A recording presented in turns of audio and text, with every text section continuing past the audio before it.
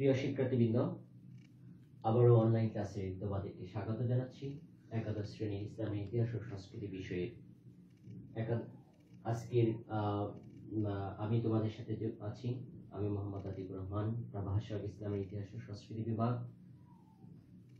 Online ক্লাসের নিয়মিত ক্লাসের ধারাবাহিকতায় আজকে তোমাদের সাথে যে ক্লাসের বিষয় নিয়ে আলোচনা করব, প্রত্যেকটি ক্লাসের ধারাবাহিকতায় আজকে যে অত্যন্ত একটি গুরুত্বপূর্ণ বিষয় আলোচনা করছি, এটি রাজনৈতিক ইতিহাসে, শুধু মুসলিম রাজনৈতিক ইতিহাসে নয়, গোটা মানব জাতির ইতিহাসে অত্যন্ত একটি গুরুত্বপূর্ণ বিষয় আলোচনা করছি।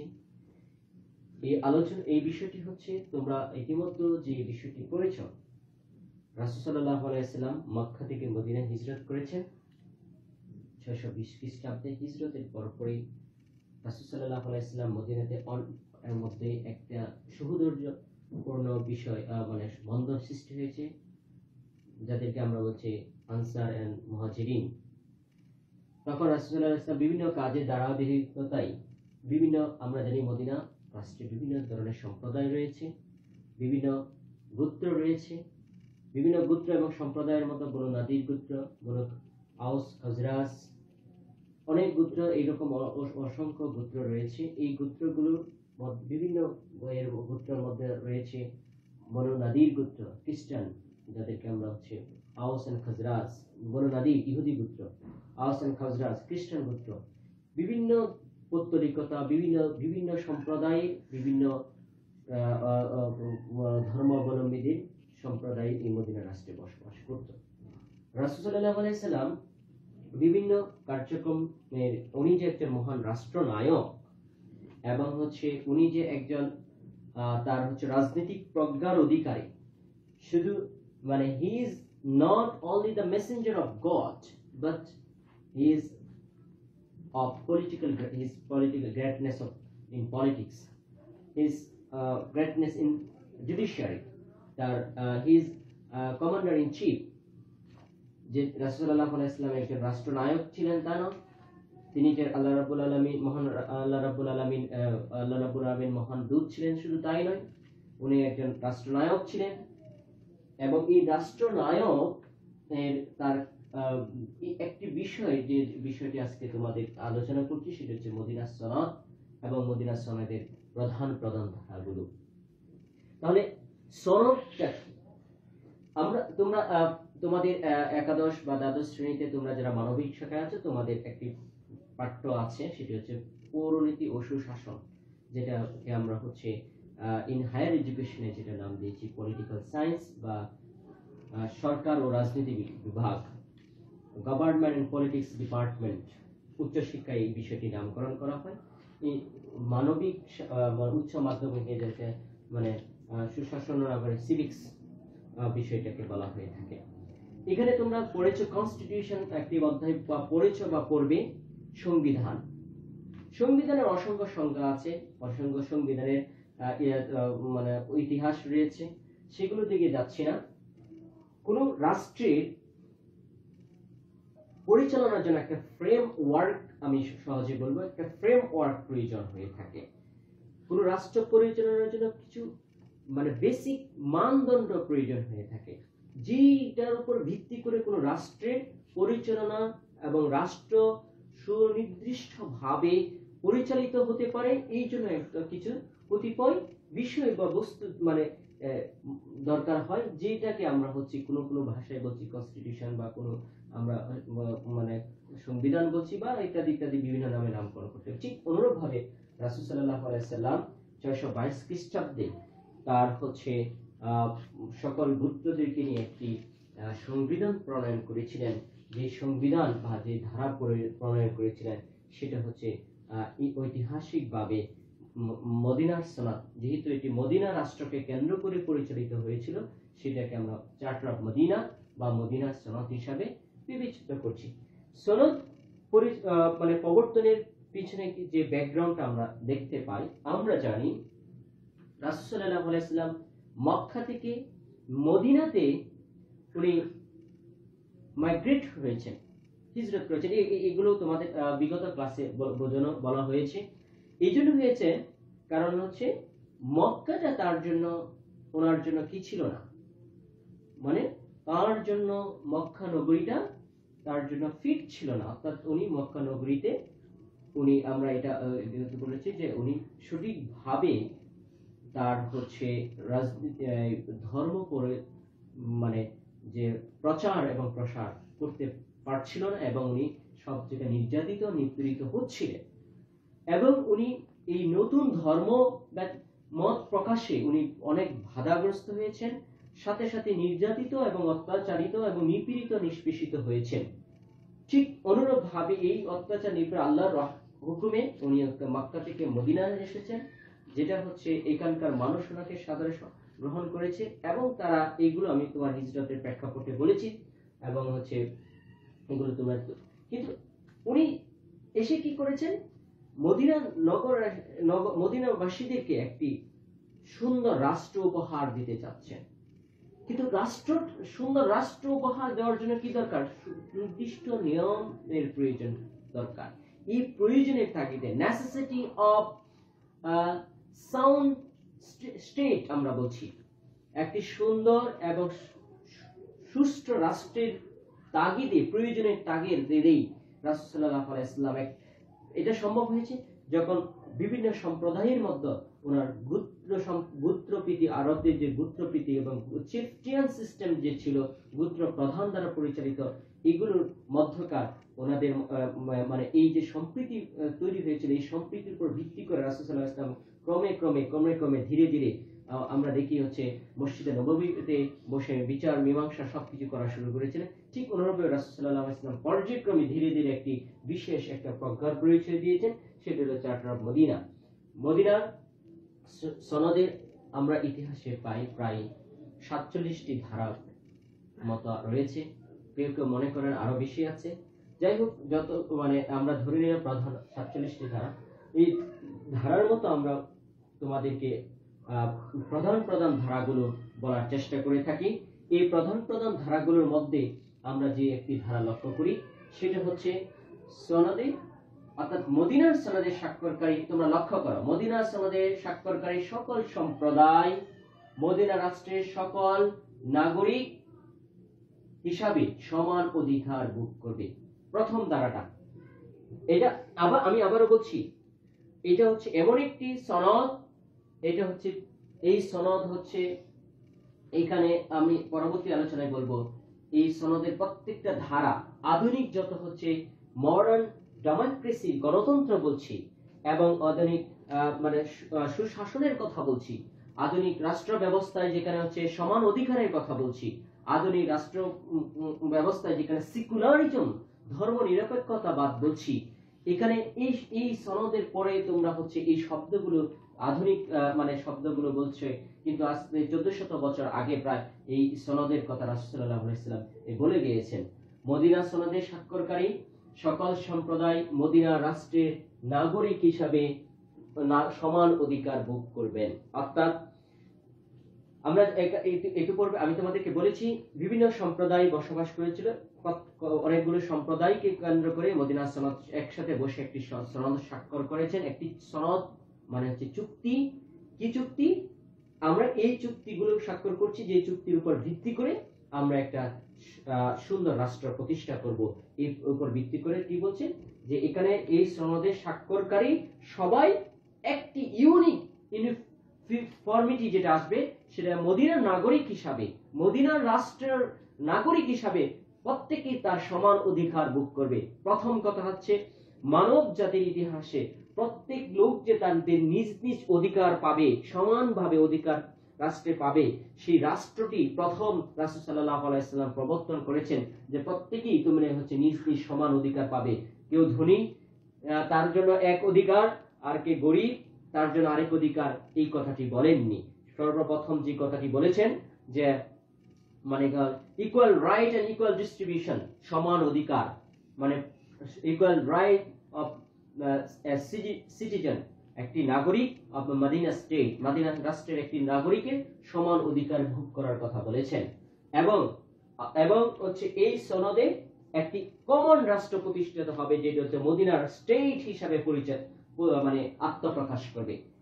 মদিনা সনদে স্বাক্ষরকারী সকল নাগরিকজন মদিনার রাষ্ট্রের নাগরিক হিসাবে অধিষ্ঠিত হবেন এবং পরিচিত হবেন, এবং এই নাগরিকদেরকে মিলে একটি রাষ্ট্রে আত্মপ্রকাশ হবে, সেটা হচ্ছে মদিনা রাষ্ট্র। আই মিন, এই কথাটি বলেননি রাসূল সাল্লাল্লাহু আলাইহি সাল্লাম যে এটা হচ্ছে অমুক ধর্মের রাষ্ট্র বা অমুক ধর্মের ইসলাম ধর্মের রাষ্ট্র, এই কথাটি প্রথম দিকে রাসূল সাল্লাল্লাহু আলাইহি সাল্লাম ঘোষণা করেনি। বলে নাই ইসলামিক স্টেট হিসাবে ঘোষিত হবে। আই মিন, আবার রাসূল সাল্লাল্লাহু আলাইহি সাল্লাম প্রথম দিকে যে কথা বলেছিলেন যে মদিনা রাষ্ট্র হিসাবে পরিচিত হবে। তাহলে এই যে রাষ্ট্র হিসাবে সবাই একটি মদিনা রাষ্ট্রে আত্মপ্রকাশ হবে, এই রাষ্ট্রের যিনি প্রধান হবেন, রাষ্ট্রনায়ক যিনি হবেন, তিনি হবেন রাসূল সাল্লাল্লাহু আলাইহি সাল্লাম। এই রাষ্ট্রের যিনি হচ্ছে মিলিটারি প্রধান যিনি হবেন, সামরিক বাহিনীর যিনি প্রধান হবেন, রাসূল সাল্লাল্লাহু আলাইহি সাল্লাম। এই কথাটি আমরা বলছি যে মদিনা রাষ্ট্রের রাষ্ট্রপ্রধান এবং মদিনা রাষ্ট্রের হচ্ছে বিচার বিভাগের প্রধান এবং মদিনা রাষ্ট্রের যে সেনাবাহিনী প্রধান হবেন পদাধিকার বলে মুহাম্মদ সাল্লাল্লাহু আলাইহি সাল্লাম, এবং হচ্ছে এবং প্রত্যেকেই হচ্ছে তার প্রতিত্ব মানে সমান রাসূল সাল্লাল্লাহু আলাইহি সাল্লাম রাষ্ট্রনায়ক হিসেবে স্বীকৃতি দিবে এবং যথাযথভাবে মেনে নিবে। তৃতীয় নম্বরটা হচ্ছে ধর্মীয় স্বাধীনতা বজায় রাখবে। মোস্ট ইম্পর্টেন্ট একটি বিষয় ধারার মধ্যে উল্লেখ রয়েছে, বলছে এখানে কি হচ্ছে ফ্রিডম অফ রিলিজিয়নের কথা বলা হয়েছে। আমি তোমাদেরকে বলছি, মদিনা বিভিন্ন গোত্র সম্প্রদায় বসবাস করত।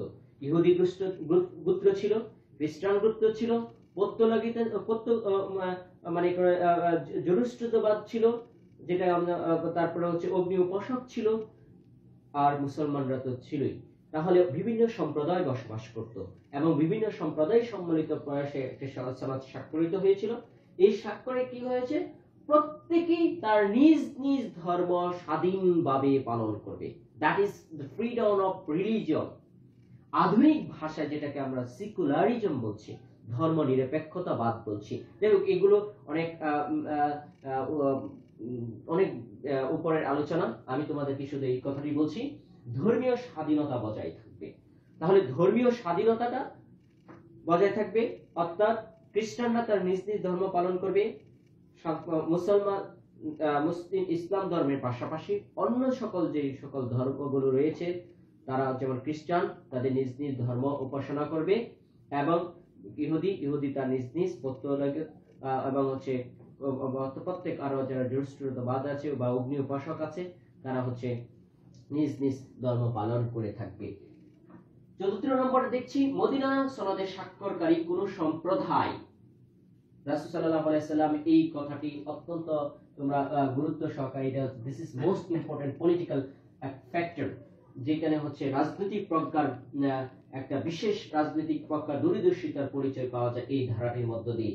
যে ধারাটি বলা আছে যে কোন পক্ষই মদিনা রাষ্ট্র, অর্থাৎ কোন সনদের স্বাক্ষরকারী কোন সম্প্রদায় বা সনদের স্বাক্ষরকারী কোন পক্ষই, যে যারা যে সকল সনদে যারা স্বাক্ষর করেছেন, কোন পক্ষই কি করতে পারবে না, মদিনা রাষ্ট্রের স্বার্থ পরিপন্থী কোনো কাজে লিপ্ত থাকতে পারবে না। আই মিন, মানুষের স্বাধীনতা বা হচ্ছে সার্বভৌমত্ববাদ বা স্বাধীনতার যে স্পৃহা বা স্পিরিট জন্ম নেই, এই আমরা যদি আলোচনা করে থাকি যে আমাদের এই বাংলাদেশে মহান মুক্তিযুদ্ধের মধ্য দিয়ে এই দেশটি পেয়েছে, আমাদের এই মধ্যেকার এক ধরনের হচ্ছে স্বাধীনতা স্পিরিট বা স্পৃহা জন্ম নিয়ে থাকে। কিন্তু আমাদের মধ্যকার অনেকেই আছে, থাকতে পারে বা হচ্ছে এরকম আমরা যুগে যুগে লক্ষ্য করেছি যে রাষ্ট্র বিরোধী বা রাষ্ট্র পরিপন্থী অনেকেই কাজে লিপ্ত থাকেন। রাসূল সাল্লাল্লাহু আলাইহি সাল্লাম এটা বুঝতে পেরে উনি কি করেছেন, মদিনা রাষ্ট্রে বা মদিনা সনদে স্বাক্ষরকারী কোনো পক্ষই মদিনা রাষ্ট্রের স্বার্থ পরিপন্থী কোনো কাজে লিপ্ত থাকতে পারবে না, কোনো কাজে লিপ্ত থাকতে পারে। দ্যাট ইজ হচ্ছে যারা সনদে স্বাক্ষর করছে মদিনা রাষ্ট্রে যে সকল মদিনা রাষ্ট্রের জন্য কল্যাণকর, এই কল্যাণকর অর্থাৎ দ্যাট ইজ হচ্ছে মদিনা। রাসূল সাল্লাল্লাহু আলাইহি সাল্লাম কি করেছেন আমরা জানি যে 620 খ্রিস্টাব্দে রাসূল সাল্লাল্লাহু আলাইহি সাল্লাম মক্কা থেকে মদিনা এসেছিলেন। কেন? মক্কাতে তার অসংখ্য শত্রু রয়েছে। এবং এই সকল শত্রুরা এমনও হইতে পারে রাসূল সাল্লাল্লাহু আলাইহি সাল্লামকে ধ্বংস করার জন্য, দ্যাট ইজ মুসলমান এবং ইসলামকে ধ্বংস করার জন্য অনেকেই কি করবেন, অনেকেই হচ্ছে মদিনা রাষ্ট্রকে একটি যখন উন্নত রাষ্ট্রে পরিণত করছে তখন অনেকে ঈর্ষান্বিত হয়ে ক্ষতি করার চেষ্টা করতে পারেন। এই জন্য উনি আগেই বুঝতে পেরে বলেছেন কোন সম্প্রদায় প্রলোভিত হয়ে যাতে কোনো কিছু কারণে অন্যের স্বার্থ দেখে নিজের রাষ্ট্রের কোনো স্বার্থ পরিপন্থী কাজে যাতে লিপ্ত না হয়, এই জন্য এই সনদে এই ধারাটি যথাযথভাবে উল্লেখ করা হয়েছে।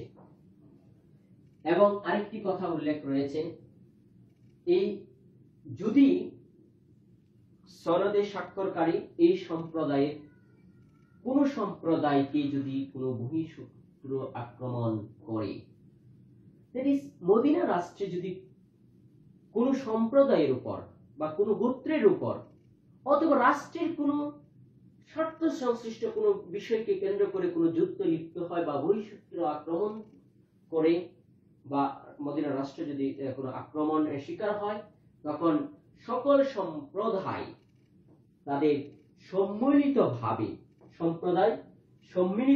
কম্বাইন্ডলি মানে fight against all odds all foreign attacks, যে সম্মিলিতভাবে সকল শত্রুর মোকাবেলা করবে। এটা হচ্ছে কারণ হচ্ছে আমি তোমাদেরকে ইতিপূর্বে বলেছি যে রাসূল সাল্লাল্লাহু আলাইহি সাল্লামের যে নেতৃত্বের প্রতি ঈর্ষান্বিত হয়ে পার্শ্ববর্তী অন্য কোন রাষ্ট্র, বিশেষ করে মক্কা রাষ্ট্রের মানে আধিপত্য রাসূল সাল্লাল্লাহু আলাইহি সাল্লাম মেনে নিতে পারবে না, এই জন্য মদিনাকে আক্রমণ করতে পারে, কারণ মদিনা মাত্র উদীয়মান রাষ্ট্র পরিণত হতে যাচ্ছে।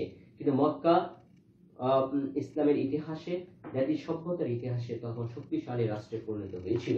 এই জন্য বলেছিল যে কোনো মানে কোন সম্প্রদায়কে যদি কোনো, সেটা হচ্ছে আউস হোক, খাজরাজ হোক, কোন নাজির হোক অথবা অন্য কোনো সম্প্রদায় হোক, যদি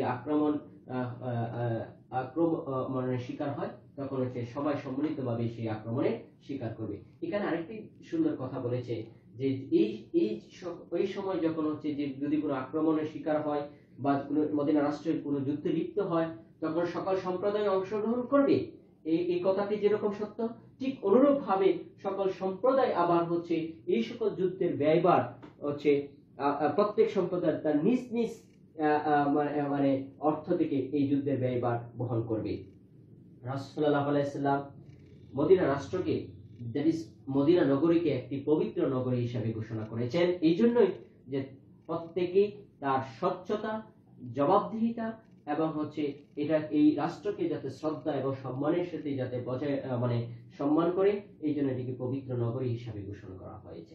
দ্বিতীয় কথা হচ্ছে সকল ধরনের অপরাধমূলক কার্যক্রম, ঘৃণ্য কার্যকলাপ, অপরাধমূলক কার্যক্রম, হত্যা, রাহাজানি, লুটতরাজ, তারপরে হচ্ছে ব্যভিচার, তারপরে দর্শন, তারপরে ডাকাতি, সব এনি মানে যত ধরনের অপরাধ রয়েছে, যত ধরনের ঘৃণ্য বা ঘৃণিত কার্যকলাপ রয়েছে সব কিছু একেবারে নিষিদ্ধ করা হয়েছে। যেই কাজগুলো সামাজিক, ধর্মীয়, রাষ্ট্রীয় কার্যকলাপের পরিপন্থী, সেই সবগুলোকে হচ্ছে নিষিদ্ধ করা হয়েছে। রাসূল সাল্লাল্লাহু আলাইহি সাল্লাম এবং হচ্ছে সনদের একটি প্রধান ধারা হচ্ছে কোন সম্প্রদায়ের মধ্যে যদি বিরোধ দেখা দেয়, আজকে মানুষ এটা স্বাভাবিক, যদি কোনো সম্প্রদায়, কোনো গোত্র অন্য গোত্রের মধ্যে কোনো কারণকে কেন্দ্র করে যদি হচ্ছে বিরোধ দেখা দেয়, তাহলে এই বিরোধ দেখা দিলে এই বিরোধ রাসূল সাল্লাল্লাহু আলাইহি সাল্লাম এইখানে হচ্ছে আল্লাহর রাসূল সাল্লাল্লাহু আলাইহি সাল্লামের শ্রেষ্ঠতা এবং এই ধারাতে মহানবী সাল্লাল্লাহু আলাইহি সাল্লামের একটি বিষয় স্পষ্ট হয়ে যায় যে কোন সম্প্রদায়ের মধ্যে বিরোধ দেখা দিলে মহানবী সাল্লাল্লাহু আলাইহি সাল্লাম সেই বিরোধটা মিটাবেন, আল্লাহ রাব্বুল আলামিনের, আল্লাহ তাআলার বিধান অনুযায়ী মীমাংসা করবেন। একটি গুরুত্বপূর্ণ কথা আসছে সনদের ধারা সকল ধরনের মানে দুর্বল এবং অসহায়কে রক্ষা করতে হবে এবং সাহায্য করতে হবে। অর্থাৎ রাষ্ট্রে যারা হচ্ছে দুর্বল, আমরা জানি দুর্বল সমাজ বা ব্যক্তিকে কি করে, দুর্বল সমাজ বা ব্যক্তিকে শক্তিশালী সমাজ বা ব্যক্তি কি করে গ্রাস করতে চায়, এবং হচ্ছে এই জন্য রক্ষা শব্দটি আসছে। যদি কোনো দুর্বল সমাজ বা ব্যক্তিকে যদি কোনো শক্তিশালী সমাজ অন্যায়ভাবে তাদেরকে হচ্ছে মানে ধ্বংস করতে যায়, নিধন করতে যায়, তখন রাষ্ট্রীয়ভাবে এদেরকে রক্ষা করতে হবে। যদি কোনো অসহায় মানুষ বিভিন্ন কারণে হচ্ছে বিপদগ্রস্ত হয়, তখন এই অসহায় মানুষদেরকে, অসহায় জনগোষ্ঠীকে বা সম্প্রদায়কে সম্মিলিতভাবে রাষ্ট্র থেকে সহায়তা প্রদান করতে হবে। এই জন্য এই কথা বলা হয়েছে, দুর্বল এবং অসহায়কে রক্ষা করা এবং সাহায্য করা। তৃতীয় মানে নেক্সট আমরা দেখি নাম্বার 12, 11 নম্বর ধারাতে রয়েছে, রাসূল সাল্লাল্লাহু আলাইহি ওয়াসাল্লামের পূর্বানুমতি ব্যতিরেকে মদিনাবাসীগণ কারো বিরুদ্ধে যুদ্ধ ঘোষণা করতে পারবে না। যেহেতু রাসূল সাল্লাল্লাহু আলাইহি ওয়াসাল্লাম রাষ্ট্রনায়ক, যেহেতু রাষ্ট্রপ্রধান এবং সকল বিভাগের প্রধান, সেহেতু রাসূল সাল্লাল্লাহু আলাইহি ওয়াসাল্লামের অনুমতি বা পূর্ব সম্মতি ব্যতিরেকে মদিনাবাসীগণ কেহ কারো কারো বিরুদ্ধে, অর্থাৎ অন্য কোনো রাষ্ট্র বা কোনো সম্প্রদায়ের প্রতি যুদ্ধ ঘোষণা করতে পারবে না। আধুনিক নিয়মতান্ত্রিক নিয়মতান্ত্রিক পরিবারে রাষ্ট্রপ্রধানের সম্মতি ব্যতিরেকে কখনো যুদ্ধ ঘোষণা করা যায় না। এটা বাংলাদেশের কনস্টিটিউশন, পৃথিবীর অন্য সকল রাষ্ট্রের কনস্টিটিউশন, রাষ্ট্রপ্রধানের অনুমতি ব্যতিরেকে অন্য কোনো রাষ্ট্রে কখনো কি করা যায় না, যুদ্ধ ঘোষণা করা যায় না। যাই হোক, আমি 12 নম্বর যে ধারাতে বলা হচ্ছে, মক্কার কুরাইশকে মদিনা রাষ্ট্রের শত্রু হিসাবে ঘোষণা করা হলো। মদিনা সনদের একটি প্রধান বিষয় হচ্ছে রাসূল সাল্লাল্লাহু আলাইহি ওয়াসাল্লাম এই কথাটা স্পষ্ট করেছেন, যে এই কথাটি স্পষ্ট করেছেন যে রাসূল সাল্লাল্লাহু আলাইহি ওয়াসাল্লাম এটি অনুধাবন করতে পেরেছিলেন, এই জন্যই যে মক্কার কুরাইশগণ এই একমাত্র প্রধান শত্রু হবে মদিনা রাষ্ট্র। কারণ হচ্ছে তারা রাসূল সাল্লাল্লাহু আলাইহি ওয়াসাল্লাম যেখানে যে রাষ্ট্রে নিপীড়িত নির্যাতিত হয়েছিলেন, সেই রাষ্ট্রে নিপীড়িত নির্যাতিত একজন ব্যক্তি আজকে একটি সুন্দর এবং রাষ্ট্র উপহার দিতে যাচ্ছে মদিনাবাসীকে, এবং এই জন্য তাদের বিভিন্ন ধরনের আক্রমণ করতে পারবে। এই জন্য প্রধান শত্রু হিসেবে রাসূল সাল্লাল্লাহু আলাইহি ওয়াসাল্লাম সকল সনদে সকল সম্প্রদায়কে এটি অনুধাবন করতে বলেছেন, যে এবং অনুধাবন করার জন্য সরাসরি সনদে উল্লেখ করেছেন কুরাইশকে মদিনার রাষ্ট্রের একমাত্র শত্রু হিসাবে আজ থেকে ঘোষণা করা হলো। এই ঘোষণার মধ্য দিয়ে অন্য সকল সম্প্রদায়কে এই ব্যাপারে সতর্ক করা হলো, তোমরা এই শত্রুকে কি করবে না, শত্রুর সাথে হাত মিলাবে না। সনদে স্বাক্ষরকারী কোন সম্প্রদায় এই মক্কা কুরাইশদের সাথে কি করবে না, বন্ধুত্ব বজায় রাখবে না।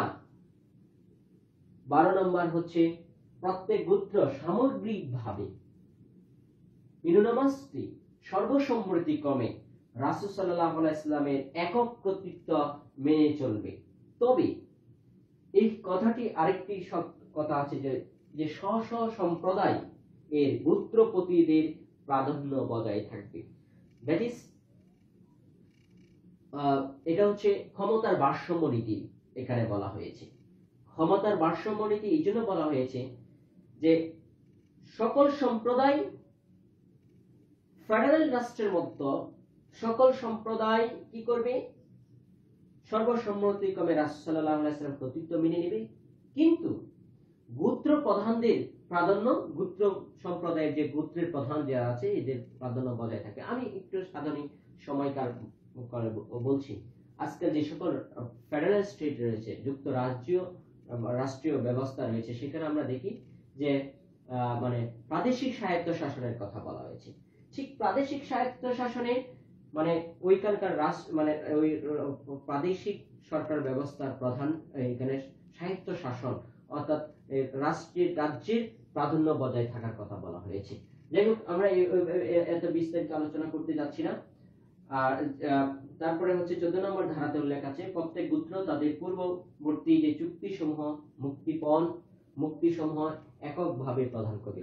আমরা জানি আরবের একটা বিশেষ ব্যবস্থা ছিল, বিশেষ সমস্যাটা ছিল যে এক গোত্র আরেক গোত্র সামান্য একটা বিষয়কে কেন্দ্র করে বছরের পর বছর, তোমাদেরকে বলা হয়েছে বছরের পর বছর যুদ্ধ লেগেই থাকতো, এবং বছরের পর বছর যুদ্ধ লেগে থাকার কারণে বলা হয়েছে একজন এই যুদ্ধ মুক্তিপণ ব্যবস্থা ছিল। তারপরে যে এই সকল যুদ্ধ নিরসনের যে যতগুলো চুক্তি রয়েছে, যত ধরনের হচ্ছে মুক্তিপণ রয়েছে, এই সব কিছু তাদের পূর্বের নিয়ম অনুযায়ী প্রত্যেক সম্প্রদায় নিজ নিজ ভাবে বহন করবে। এইভাবে এতে যাতে হচ্ছে মদিনা রাষ্ট্রে যাতে কখনো বিঘ্ন না ঘটে। তাছাড়া আমরা জানি আরবের একটি প্রথা অনুযায়ী, যেহেতু এটি গোত্র প্রথা ছিল, শিফটিয়ান সিস্টেম বলা হয়, তোমরা পড়েছ যে গোত্র প্রথার মধ্যে বলা হয়েছে যদি একটি সম্প্রদায় এর কোন লোক যদি হচ্ছে অপরাধ করত, আর এই সকল অপরাধ একটা সম্প্রদায়ের পুরো সম্প্রদায়ের উপরে, কোন ব্যক্তি অপরাধ পুরো সম্প্রদায়ের উপরে পতিত হতো। কিন্তু এই সঙ্গে উল্লেখ হয়েছে যদি ব্যক্তি অপরাধ ব্যক্তিগতভাবেই বিবেচনা করা হবে, যদি ব্যক্তিগত অপরাধকে সম্প্রদায়ের প্রতি মানে সম্প্রদায়ের অপরাধ হিসেবে বিবেচনা করা হবে না, এবং ব্যক্তিগত অপরাধ হিসেবে ব্যক্তিগতভাবে তার অপরাধ অনুযায়ী শাস্তি পাবে। ঠিক অনুরূপভাবে বলা হয়ে থাকে সনদের স্বাক্ষরকারী এবং হচ্ছে মানে সনদের যারা শর্ত ভঙ্গ করবেন, এটা সর্বোপরি রাসূল সাল্লাল্লাহু আলাইহি ওয়াসাল্লাম এটা বলেছেন, সনদে যদি কোনো সম্প্রদায় শর্ত ভঙ্গ করে, এই শর্ত ভঙ্গকারীরা আল্লাহর অভিশাপে অভিশপ্ত হবেন। যাই হোক, এইগুলো অসংখ্য ধারার কথা, এরকম আরো অনেকটি প্রায় হচ্ছে আরো অনেক ধারার কথা বলা হয়েছে। এটি আমি তোমাদের কাছে প্রধান দ্বারা কথা বলেছি। এখন আসো, এখানে আমরা হচ্ছে মদিনা সনদের গুরুত্বের কথা আলোচনা করছি। আমি ধারার বিষয়ে আলোচনা করেছি, আজকে এখন পরবর্তী মানে আমি তোমাদেরকে আলোচনা করছি মদিনা সনদের গুরুত্বের কথা। তোমরা মদিনা সনদের যদি গুরুত্বের বিষয়ে আলোচনা করো, আমি তো একটু মনোযোগ সহকারে শোনো তোমরা। মদিনা সনদের আমরা দেখি হচ্ছে পৃথিবীর রাজনৈতিক ইতিহাসে, মানব ইতিহাসে এই ধারাগুলোর দ্বারা রাসূল সাল্লাল্লাহু আলাইহি ওয়াসাল্লামের কতগুলো বিষয়ে আত্মপ্রকাশ করে। এজ এ হিউম্যান বিং, মানব হিসাবে যদি রাসূল সাল্লাল্লাহু আলাইহি ওয়াসাল্লামকে মূল্যায়ন করা হয়, এই জন্য ঐতিহাসিক মূল বলেছেন, আমি একটু মূল্যায়ন করেছি যে it reveals the man, the Prophet Muhammad sallallahu alaihi wasallam, of his greatness, of his real greatness as a mastermind of all his age, but all ages. বলা হয়ে থাকে যে রাসূল সাল্লাল্লাহু আলাইহি ওয়াসাল্লাম মদিনা সনদের প্রবর্তনের মধ্য দিয়ে তার যে মানে তিনি যে তার যুগের শ্রেষ্ঠতা বহিঃপ্রকাশ পায়নি, বরং হচ্ছে সর্বযুগে তার শ্রেষ্ঠতা বহিঃপ্রকাশ পেয়েছে। এই জন্য আমি এটাকে বলছি এই সনদের ধারা, এই সনদের ধারার এইগুলো আলোচনা, কিন্তু এইগুলো হচ্ছে তোমরা যখন হচ্ছে কখনো ইতিহাসে উচ্চশিক্ষা গ্রহণ করবে, তখন এই বিশেষ করে ইসলামের ইতিহাস ও সংস্কৃতি বিষয়ে যদি তোমরা কেউ মানে অধ্যয়ন করো, তখন তোমরা বুঝতে পারবে এইগুলো প্রত্যেকটা বিষয়, এই ধারাগুলোর বিষয়ে গবেষণা, উচ্চতর গবেষণা রয়েছে এবং উচ্চতর গবেষণা হয়েছে, এবং এগুলো গবেষণার বিষয়।